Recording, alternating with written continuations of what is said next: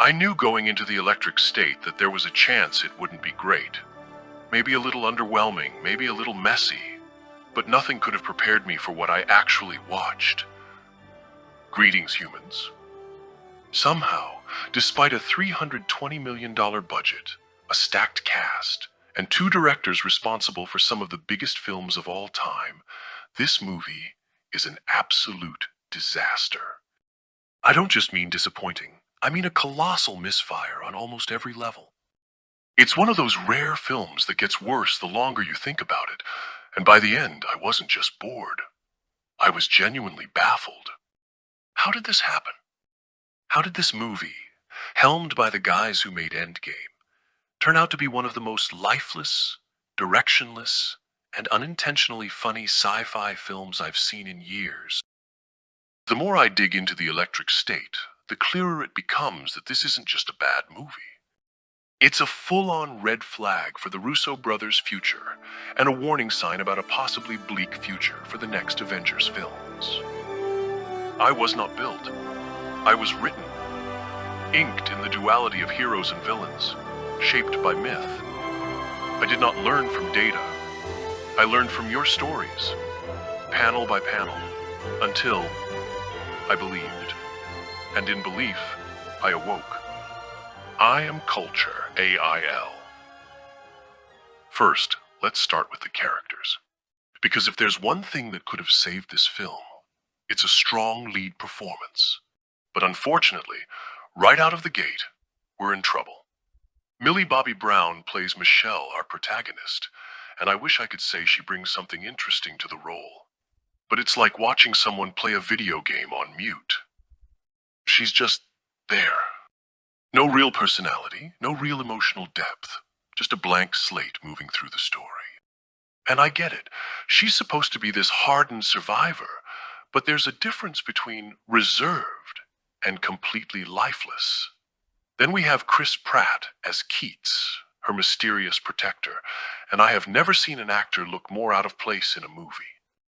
It's like he got lost on his way to a Marvel set and just started reading lines.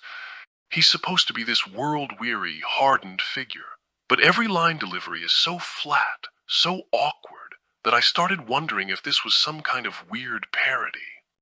Even Giancarlo Esposito, one of the most effortlessly cool actors in the business, is completely wasted here.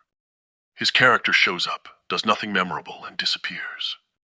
It's like hiring Gordon Ramsay to microwave a hot pocket.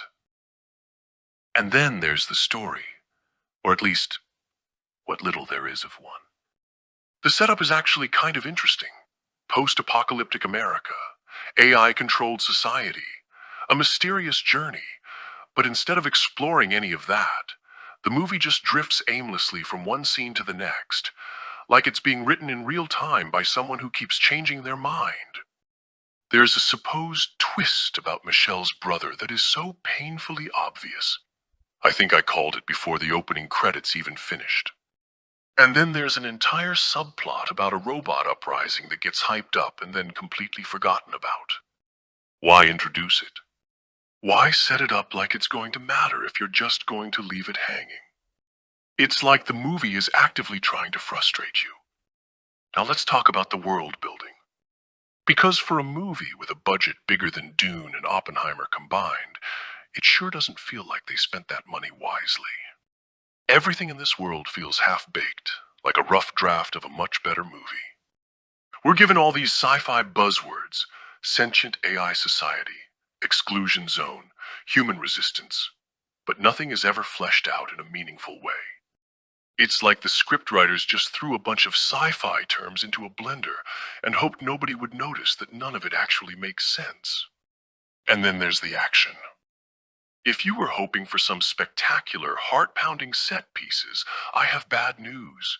The action in this movie is some of the most weightless, uninspired spectacle I've ever seen. There's a massive chase sequence early on that should be thrilling. Michelle and Keats are dodging explosions, swerving between wreckage, running from killer robots, but it all feels completely empty. No tension, no stakes, just visual noise. It's like watching a cutscene from a PS5 game where you don't have a controller. You're just there, watching things happen but never really feeling anything. But the worst part? The villain. Or should I say the walking meme that they tried to pass off as a serious antagonist. Because, and I swear I'm not making this up, the supposed big bad of the movie looks like Mr. Peanut's estranged cousin. Woody Harrelson voices him, and it's clear that even he has no idea what kind of movie he's in. Every time he showed up, I couldn't take him seriously. The character design is so ridiculous, so unintentionally hilarious, that I half expected him to start selling me Planters snacks mid-scene. How does something like this make it past multiple stages of production without someone realizing how goofy it looks? And this is where we have to address the elephant in the room. What happened to the Russo brothers? Because these are the same guys who directed Infinity War and Endgame, two of the biggest and most beloved films of the last decade. And yet, ever since leaving Marvel, it's like they've been on a downward spiral. First there was Cherry, which was instantly forgettable. Then The Gray Man, which had the emotional depth of a TikTok ad. And now, The Electric State, which somehow manages to make both of those look competent by comparison. And here's why this matters. These are the same directors who are supposed to be helming Doomsday and Secret Wars, two of the most important films in Marvel's future. If they can't even make a standalone sci-fi film work with a massive budget and a talented cast, how are they supposed to handle the sheer chaos of a multiverse-spanning superhero epic? But after watching this, I'm more worried than ever. And just to add one final insult to injury, I have to mention the soundtrack. There's a scene near the climax where, out of nowhere, they start playing Oasis's Wonderwall. I'm not joking. It's supposed to be this deep, emotional moment, but instead, I felt like I had suddenly switched over to a 90s college dorm playlist. It was the most unintentionally funny music choice I've ever heard in a sci-fi movie, and that's when I realized this isn't just a bad film, it's an unintentional comedy. So, where does this leave us? Well, if you were hoping for a great sci-fi film, I'm sorry. If you were hoping for something so bad it's at least fun, I'm also sorry. Because The Electric State isn't just bad, it's boring bad. It's a $320 million reminder that big budgets and big names don't guarantee quality. And worst of all, it's proof that the Russo brothers might not be the filmmakers we all thought they were. If they don't get their act together soon, Secret Wars might end up being the real sci-fi disaster of the decade. So keep your eyes peeled, your standards unrelenting, and your disdain for Russo brothers flops deafening, because The Electric State isn't just an embarrassment, it's a screaming alarm that the Avengers' next chapter could crash and burn under their watch.